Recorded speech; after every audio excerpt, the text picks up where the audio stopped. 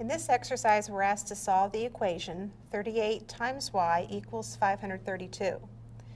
In order to solve this, to get y by itself, we need to divide both sides by 38.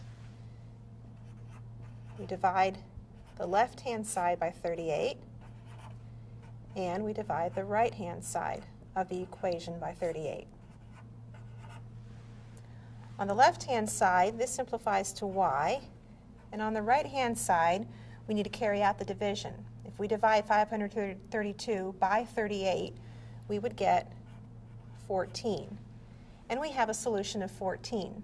It's important to always check your solution in the original equation. So to check, we write the equation, and we're going to look at both sides of the equation after we substitute 14 for y. We have 38 times 14, and we're asking ourselves, does that equal 532? If we carry out the multiplication, 38 times 14, we would get 532. The left hand and the right hand sides are equal, so we have a true equation.